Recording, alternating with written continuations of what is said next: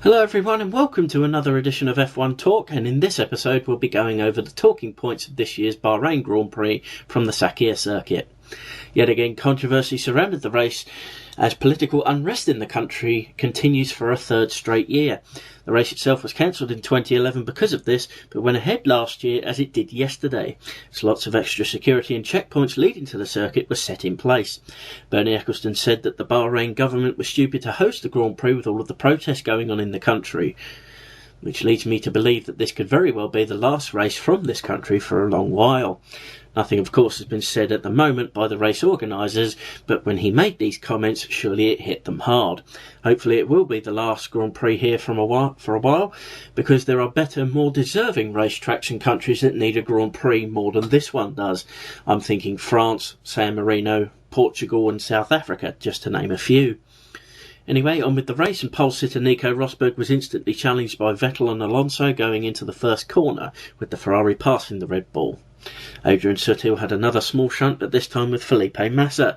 This led to early stops for the pair of them, Sutil for his nose, and Massa for a strange puncture that only he suffered. Ferrari's troubles didn't end there, as Fernando Alonso had to make an early stop because of his DRS wing flap, remaining open after activating it in the early laps of the race. He used it again on the following lap after the first pit stop, and it got stuck again, meaning another stop. This cost Alonso dearly and led to a lower points finish compared to 7 days ago. Meanwhile, Vettel had passed Rosberg and was streaking off into the distance, which was reminiscent of his form in 2011. However, Nico's race went downhill after that. He simply couldn't keep his tyres at optimum levels and fell back down the order quickly, unable to match the pace of the other cars around him. One driver having a good race was Force India's Paul di Resta, who, after grid penalties for other drivers, was in third for most of the Grand Prix, after being passed by Kimi Raikkonen. Di Resta executed a quiet race for his well-deserved finishing position.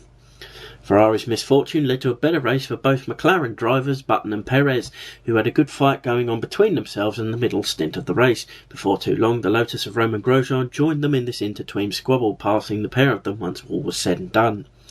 Red Bull's Mark Webber had already suffered a grid penalty for his collision in China and was trying to make it up ground through the field after he hit Nico Rosberg, which may lead to an even bigger penalty by the time we get to Barcelona next time out. We'll just have to wait and see what the judges and adjudicators think about that. Clearly frustration over his season coming through at the moment. Massa's race went from bad to worse as he endured yet another puncture on exactly the same tyre. Luckily he was near the pits when this one happened, so the tyre change was a little bit quicker than before.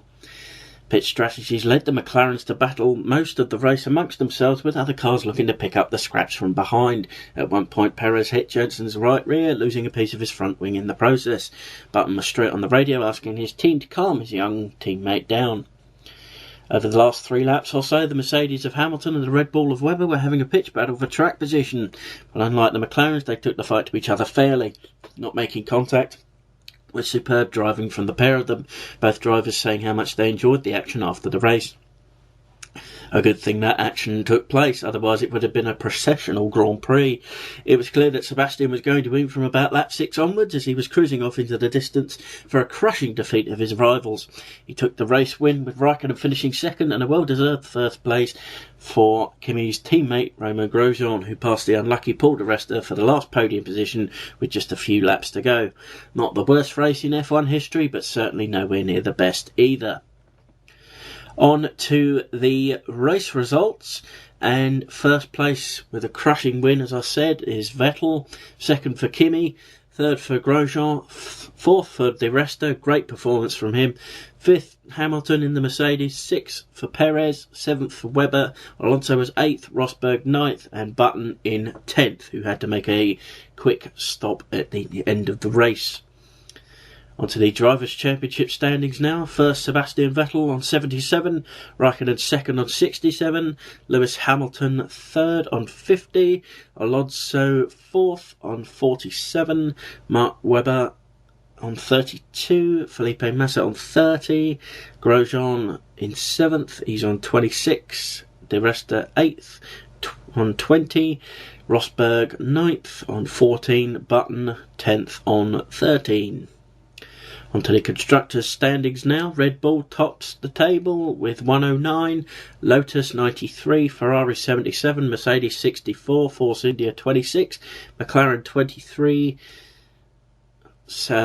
Toro Rosso on 7 and Sauber on 5. With 4 rounds of the championship down, we start to see who are establishing themselves as championship contenders. Obviously, Vettel is getting the best of those things at the moment, but Raikkonen is keeping him honest with only 10 points separating the two. Hamilton is staking a claim to be Mercedes number 1, not that there was any doubt of that after Malaysia anyway, but the big news of this weekend was the bad luck of Ferrari and Alonso in particular. A 30 points gap to Vettel at this stage of the season is huge, and with the reliability rate of F1 cars these days, this could be a difficult differential for Alonso and Ferrari to make up. Another big news story is just how bad things are at McLaren this year.